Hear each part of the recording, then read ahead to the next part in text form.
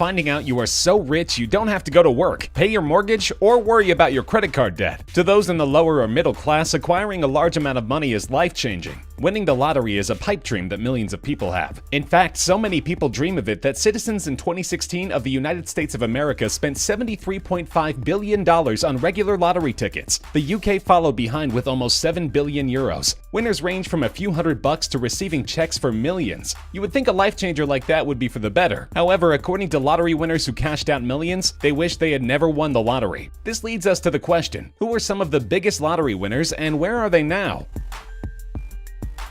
In 2012, a lottery winner in Chicago, USA named Aruj Khan won $1 million from a scratch-off ticket. This lucky winner decided to cash out his prize for a lump sum of $600,000. All he had to do was wait to receive his full amount and then live happily ever after. Instead, a few days before he was due to receive the money, Aruj Khan died unexpectedly. It came as a shock to family, friends, and news outlets. It was initially stated that the lottery winner died of natural causes. However, concerned family members requested an extensive autopsy that showed Aruj Khan was actually poisoned with cyanide. Upon this discovery, police opened an investigation to find out who exactly poisoned him. Unfortunately, there was a family dinner the night before he died, and during police questioning, no one admitted to their crimes. Due to this, the police were unable to find and convict a killer for the death of Aruj Khan. Since his death, the family wasted no time before battling against each other in courts for the custody of his daughter, the laundromats that he owned, and of course his lottery money. While the daughter received 1/3 of the lottery winnings and some condominiums, the now widow received 2/3 of the winnings, along with his laundromats valued at around $1 million. Perhaps lottery winners in the future can take a note that even when just $600,000 is on the line, those around you will show their true colors. If you're not used to living with money, then you're also not used to managing large amounts of money. Canadian Sharon Tirabassi grew up poor and in shelters throughout her childhood. It came as no surprise that when she won 10 million Canadian dollars that she decided to splurge a little. At least Tirabassi didn't just spend all her money on herself. If anything, a large chunk of her money was divided between family and given to friends. She generously gave $1 million to her parents, and almost a total of another $2 million to her 4 siblings. It didn't stop there, however. Tirabassi would buy properties and let her friends live there with cheap rent, or give out loans to people who would soon disappear after. It didn't take long for the lucky lottery winner to blow through her winnings. The only money that remains are trust funds for her 6 children that they will be able to receive when they are 26 years old. After 9 years of living lavishly, Tirabassi is back to using the bus and working a regular job. If she ever hits again, it might be a good idea to hire a financial advisor. Our next big winner, Michael Carroll, is from Swaffham, Norfolk in the United Kingdom. He hit the lottery at 19 in 2002 for 9.7 million euros. It didn't take long for the media to name him the Lotto Lout, especially after his self-proclaimed name King of Chavs that he emblazoned on his black Mercedes van. As you would expect from a young adult who nicknames himself King of Chavs, Carroll began spending all his money on cocaine, gambling, and hookers. Now with his money gone for living like a rock star, Michael Carroll is back to his life as a bin man, and certainly does not regret the way he spent his money. However, not all of his money went toward his adventures. The generous winner gave away around 4 million euros to family and friends, but claims it was still not enough. Receiving letters where people would beg for money or those who would send him death threats were the least of his worries. When he lived in a mansion in his hometown, he found his 5 dogs with their throats cut, and ended up giving blackmailers 130,000 euros in order to keep his family safe. Now with nothing left and drug-related criminal charges, it's back to the normal life for Michael Carroll.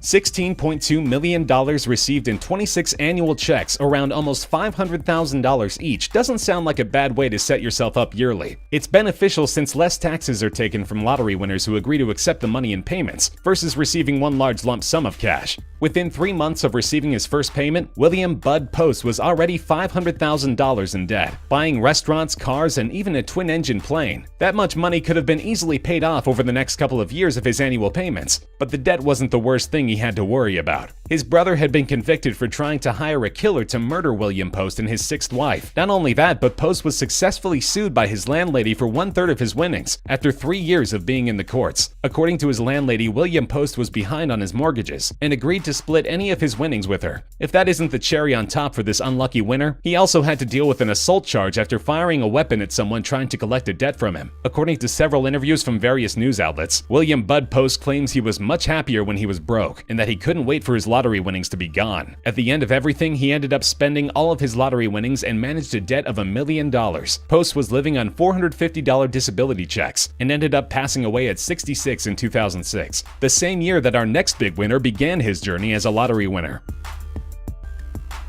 A man who spent 4 out of the $5 in his pocket on lottery tickets turned out to be pretty lucky when he hit the jackpot of almost $17 million. It didn't take long for Abraham Shakespeare to realize those who used to be his friends were attempting to use him to try to get money. The friend he was with when he originally purchased the tickets asked Shakespeare for $1 million, and when he was rejected, ended up suing Shakespeare. The jury saw through the false story that Abraham Shakespeare stole the winning lottery tickets out of his wallet. He eventually befriended a woman named Doris Moore, who claimed to protect the lucky winner from beggars and those trying to scam him. They then began Abraham Shakespeare LLC, which led to Doris Moore having access to the company's funds. When Abraham Shakespeare disappeared in April 2009, his family hoped he was on a beach somewhere warm. In fact, Shakespeare was 9 feet underground, beneath a concrete slab outside the house Doris Moore bought for her boyfriend and put in his name. Desperate to hide her tracks and to make the family believe Abraham Shakespeare was still alive, she used his phone to stay in contact. She also attempted to hire people to move the body, and paid money to his relatives to lie during their police interviews to say that they had seen him recently. But the more she was questioned, the more her story changed. She was found guilty and sentenced to life in prison without parole.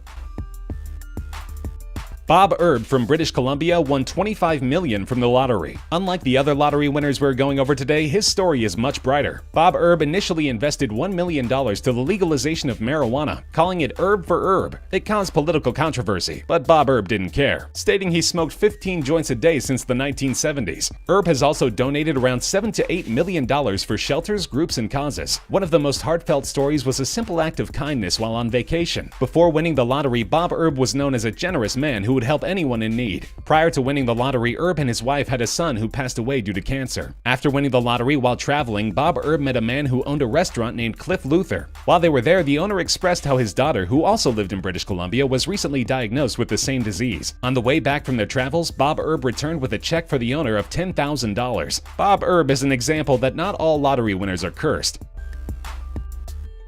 I want this money to last, for me, for my future wife, for my daughter, and future generations, said David Lee Edwards when he won $27 million from the lottery. Little did he realize these words would haunt him, as it only took him 5 years to spend his winnings. Edwards bought a $1.6 million home, and then another home for $600,000 nearby. He purchased a Lear jet, 3 losing racehorses, a fiber optic company, and a limo business for almost another $7 million.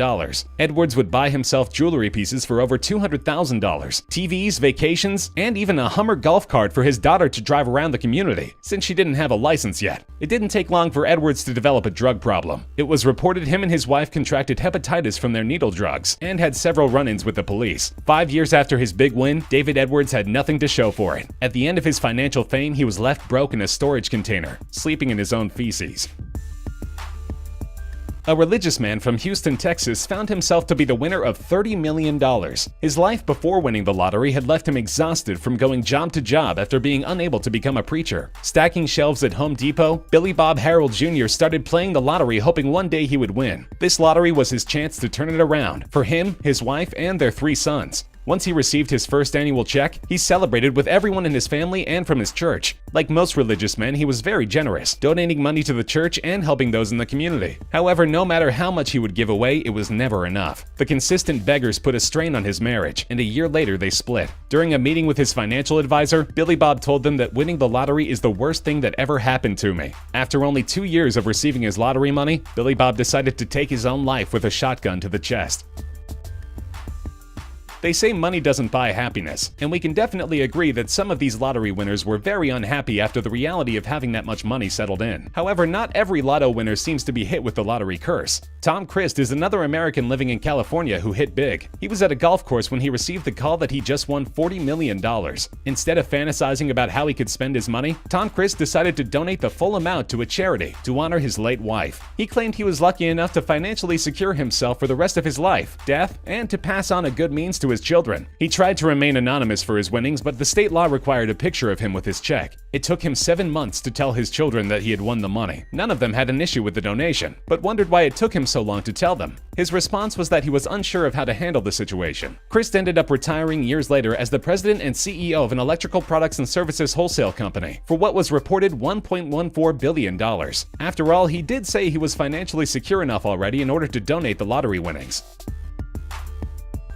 already worth $17 million. 55-year-old Andrew Whitaker won a $315 million jackpot in 2002. At this time, it was the largest amount ever won on a single ticket. Since he knew how to handle his wealth, Whitaker donated $14 million to his Jack Whitaker Foundation. He also spent almost $300,000 on a house, car, and $50,000 cash to the woman who sold him the ticket. Some say Andrew Whitaker used the last of his luck when he won that jackpot. Whitaker had his car broken into a couple of times with cash stolen. The first time, the robbers got away with $545,000 outside of a strip club Whitaker frequented. The second time, the $200,000 that was stolen was eventually recovered. In 2007, Whitaker also proclaimed that thieves had emptied his bank accounts, leaving him broke. During this time, he also had a string of personal tragedies occur. His granddaughter's boyfriend was found dead from an overdose, followed by his granddaughter 3 months later from an overdose as well. In 2009, his daughter also passed away. At the time of her death, Whitaker sobbed to reporters saying, "I wish I'd torn that ticket up." For this lucky lottery winner, his big win turned into an even bigger loss.